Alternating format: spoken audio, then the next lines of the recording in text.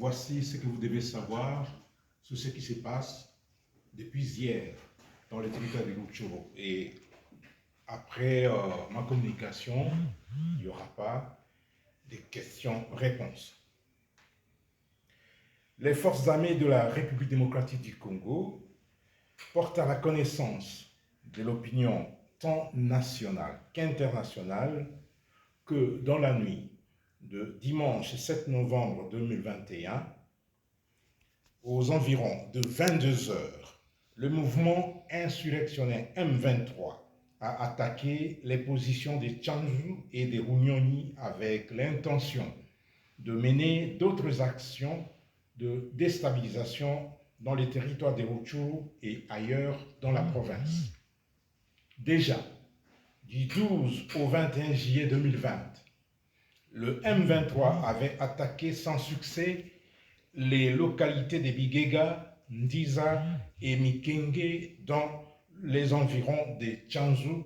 dans la province du Nord Kivu. En janvier 2017, ce même mouvement insurrectionnel avait été défait par les FARDC dans sa tentative infructueuse d'attaquer les monts Sabinyo, Visoke et Karisimbi en territoire de Rutshuru. Il importe de relever, par ailleurs, que du 2 au 3 novembre dernier, une autre aventure sans lendemain, menée dans la ville de Bukavu par la milice dénommée Action pour un Congo nouveau, s'était soldée par la neutralisation des 6 miliciens, la capture des 36 autres et la saisie d'une importante quantité d'armes de guerre au terme d'une action militaire bien coordonnée, conduite avec professionnalisme par les forces loyalistes.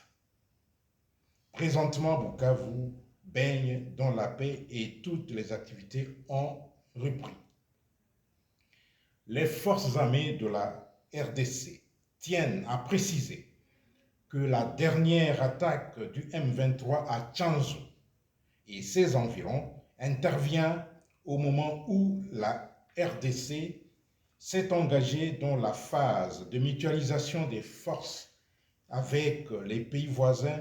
pour la normalisation des relations en vue d'améliorer la situation sécuritaire dans la sous-région pour une paix durable et un développement harmonieux de nos États. Face à cette situation, et dans le cadre de leur mission régalienne de défendre les frontières et l'intégrité du territoire de la République démocratique du Congo et de protéger les populations et leurs biens, les forces armées de la République démocratique du Congo ont pris toutes les dispositions qui s'imposent pour faire échec